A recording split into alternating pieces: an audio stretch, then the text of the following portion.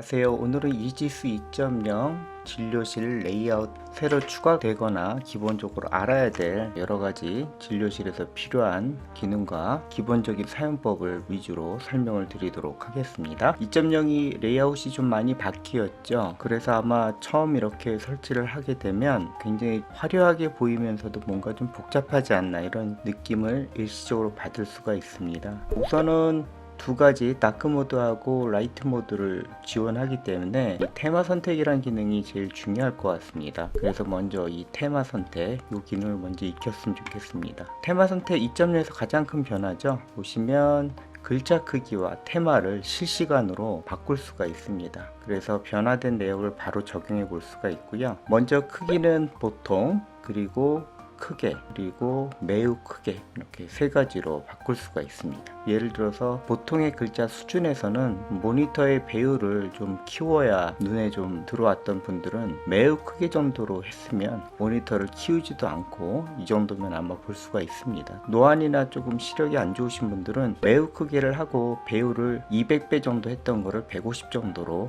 조금 낮출 수가 있어서 글꼴의 선명도를 키울 수 있다고 봅니다. 그래서 보통 크게, 매우 크게 세 개의 옵션을 선택할 수 있고 선택한 옵션이 바로바로 적용이 되니까 눈으로 볼 수가 있어서 아마 편리할 것 같습니다. 테마는 라이트 모드하고 다크 모드 두 가지 변화를 줄 수가 있습니다. 라이트 모드는 바탕이 하얗고 글자색이 진하거나 검은 바탕으로 설정을 할 수 있는 그런 상태입니다. 1.0 기본 바탕 화면에 익숙했던 분들은 라이트 모드를 선택하시면 되고요. 새로운 다크 모드는 아마 특히 젊은 층 의사 선생님들이나 시력을 보호하기 위해서 다크 모드를 그간 썼던 선생님들한테 아마 맞을 것 같습니다. 참고적으로 제가 알기로는 아마 CS 버전에서 특히 의사랑이나 이지스, 비트 이 수준에서는 클라우드나 웹 방식의 EMR을 빼고 다크 모드를 적용한 건 아마 이지스 2.0이 처음이라고 알고 있습니다. 그만큼 이 기술을 적용하기가 굉장히 어려웠어요. 그래서 여러 가지 컬러 모드를 제공하려고 했으나 기술상 보면 다크 모드 하나 적용하기가 굉장히 힘들어서 다크 모드를 안정시키고 나서 나중에 혹시나 다른 모드를 제공할 수 있을지 모르겠지만 제 생각에는 라이트 모드하고 다크 모드 두 가지면 충분할 수 있습니다. 주의사항 하나 말씀드릴게요. 라이트 모드, 다크 모드 병원에서 정하면 한 모드를 모두 같이 통일해서 쓰길 부탁드립니다. 왜냐하면 배경색하고 글자가 각각에선 반전이 되죠. 그렇기 때문에 다크 모드에 설정된 배경색과 글자가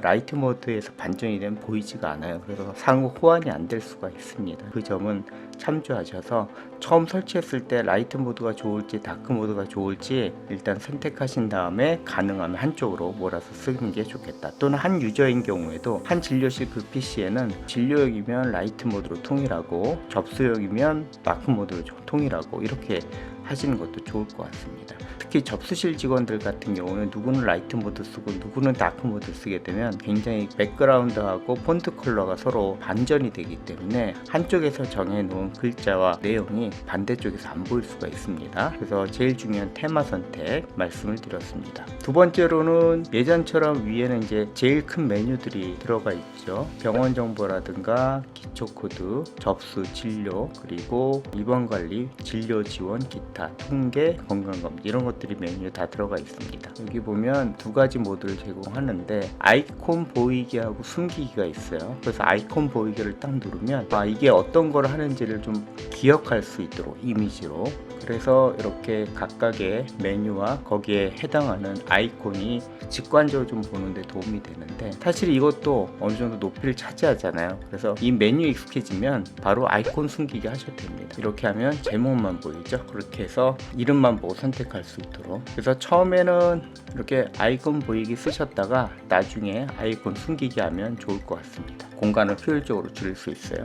예를 들어서 진료 코드 이렇게 보면 다 익숙한 메뉴들이죠. 1.0하고 거의 동일하기 때문에 펼쳐보시면 거의 동일한 메뉴가 아래에 들어가 있구나. 통계 보면 통계에 관련된 거, 검진 보면 검진에 관한 거, 청구 보면 청구에 관한 거 이렇게 보시면 됩니다. 이런 것들을 큰 메뉴라고 하죠. 그리고 기존에 여기 차지했던 빠른 메뉴, 바로 가기 메뉴 그런 메뉴들이 있잖아요. 그래서 여기에는 바로 접근할 수 있는 메뉴를 띄울 수가 있고요. 어디서 띄우냐? 편집 여기서 띄울 수가 있습니다. 이게 새로 생긴 온오프 방식인데 이렇게 오른쪽 노란색 바가 왼쪽으로 가 있는 게 오프, 오른쪽으로 가게 되면 온, 노란색 영역으로 차지하게 되면 온이라고 이해하시면 돼요. 예를 들어서 내가 문진표를 활성화하고 싶다 이렇게 누르면 문진표 이렇게 나오죠. 그리고 팍스 이렇게 나옵니다. 그리고 레코더, 영상, 그 다음에 메시지, 한자 5초, 진단서 2.0 이렇게 생기는 겁니다. 모두 다 켜셔도 되고요. 예전엔 띄울 수 있는 메뉴가 한정돼 있었죠. 일단은 여기선 다 띄울 수가 있습니다. 언제까지?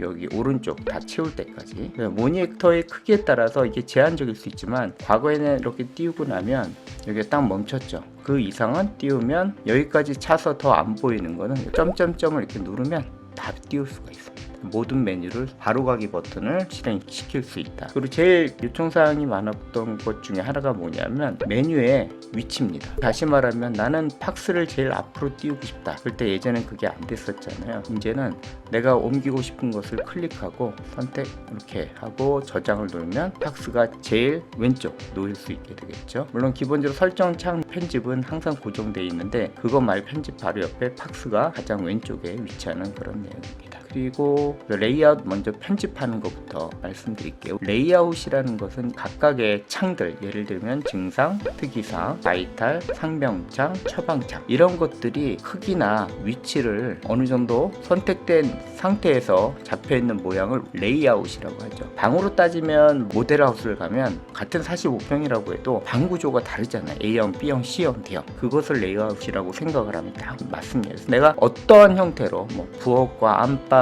욕실, 아이들 방 이런 것들의 구조를 크기나 모양을 어떻게 만드냐 바로 방에 해당하는 게 창이라고 보시면 되고 그 창의 위치나 크기를 직관적으로 움직일 수가 있습니다. 1.0에서 이건 다 많이 해보셨기 때문에 그 내용 그대로 상속하거든요. 크기를 키우는 방법은 키우고 싶은 창에서 마우스 왼쪽 버튼을 누르고 드래그를 했다가 크기만큼 넣는 거죠. 그래서 예를 들어서 바이탈 창을 기준으로 아래쪽을 늘리고 싶으면 맨 아래쪽 경계에서 화살표가 나타날 때까지 왼쪽 마우스를 누르고 아래쪽으로 드래그했다가 왼쪽 마우스를 넣는 겁니다. 아래쪽 영역이 커지죠. 반면에 내가 왼쪽 영역을 늘리거나 줄이고 싶다 그럼 마찬가지로 증상, 리스트, 경계상에서 마우스 왼쪽 버튼을 누르고 줄이거나 혹은 이렇게 늘릴 수가 있죠. 크기 변경 말고 위치를 옮기는 것도 가능하겠죠.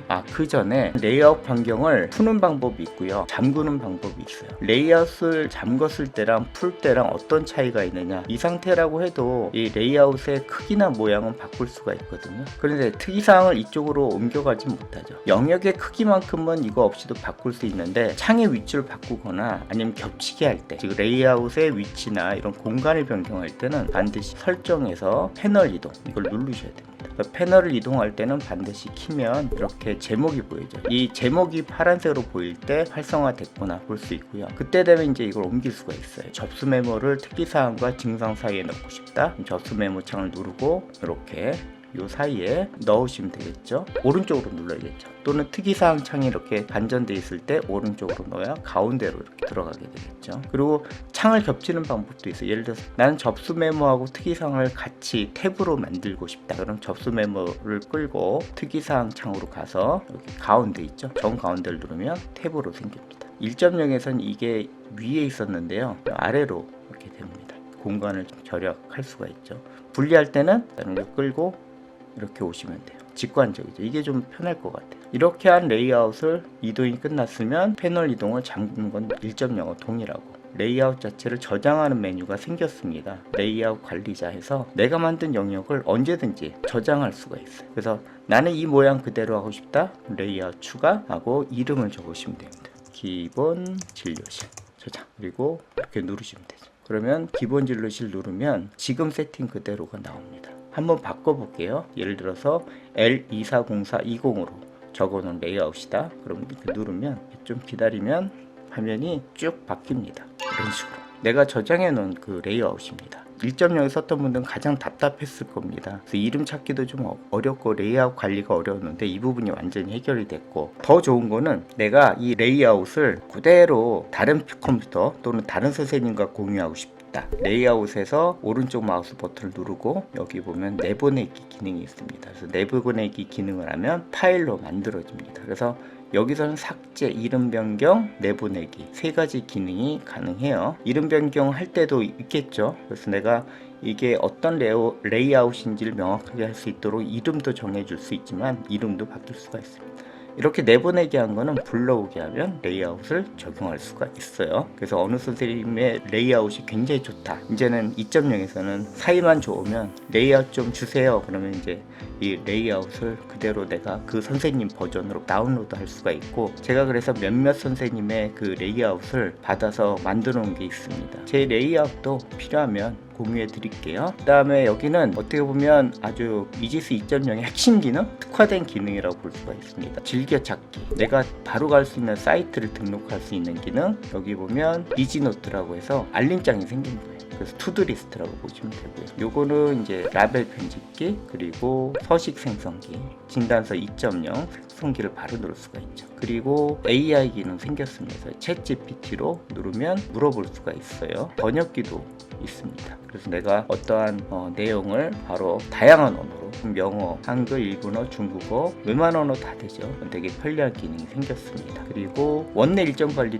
기능이 있어요. 이거 잘 모르시는 분들이 있던데 저희 병원도 이걸 관리를 하는데 굉장히 편리합니다. 예를 들어서 오늘 날짜 기준으로 한번 해볼까요? 10월 4일날 금요일날 전체 회식 있다. 전체 회식 알람 사용하고 이렇게 알람 시간을 정할 수가 있죠. 전체 회식 이렇게 나타나서 알람 요구도 생길 수가 있어요. 아주 편리한 기능입니다. 그리고 예약 기능, 바로 예약창이 뜹니다. 예약 기능을 가장 병원에서 많이 쓴다는 팁을 얻어서 예약 기능도 맨 왼쪽에 고정 메뉴로 만들어 놨습니다. 그래서 여기 있는 기능들은 많이 추가가 될 것 같아요. 향후에 또 필요한 기능들이 있으면 여기 쭉 달릴 겁니다. 이런 기능들은 사용자의 편리성을 증대시키면서 이지스 2.0의 신기능이 생기면 아마 이쪽으로 생기지 않을까 그런 생각이 듭니다. 예를 들면 1차 만성 질환이라든가 또는 여러 가지 외부의 어플리케이션을 이용한 DM 발송이라든가 건강검진과 관련된 여러 가지 솔루션들이 이쪽에 달릴 수가 있겠죠. 그래서 전체적으로는 이지스 2.0은 테마가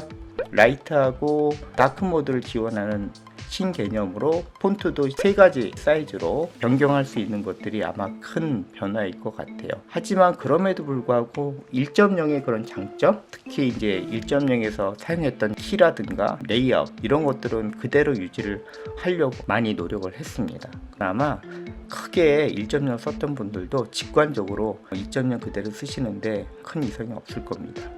그리고 각 창마다 일률적이지 않았던 이런 증상 저장이라든가 이런 특이사항 저장이 이제는 많이 생겼어요. 증상, 특이사항, 청구 메모 이런 식으로 다 저장이 가능합니다. 그리고 우리가 처방을 저장하잖아요. 그러면 맨 오른쪽 하단에 보면 스테이터스 바가 있습니다. 맨 하단에 보면 상태가 뜹니다. 임시 저장 상태인지 DUR이 점검이 안 되는 상태인지 또는 완료를 하게 되면 완료된 상태는 또 파란색으로 뜨고 그때의 DUR 상태 이런 것들이 이렇게 뜨기 때문에 여기서 아주 직관적으로 알 수가 있고, 이런 메뉴는 시간이 지나면 없어지기도 하고 바로 이렇게 닫을 수가 있습니다. 여기 보면 물음표 있죠. 그래서 물음표를 이렇게 눌러보면 온라인 도움말이 예쁘게 만들어져서 볼 수가 있습니다. 여러분들이 보는 이 매뉴얼은 노션이라고 하는 그런 페이지 기능에서 만든 매뉴얼이라 상당히 이전보다 편리합니다. 옵션이 있잖아요. 다 이쪽으로 빠졌습니다. 기존에 있었던 사용자 설정부터 온라인 도움말, 환경 설정,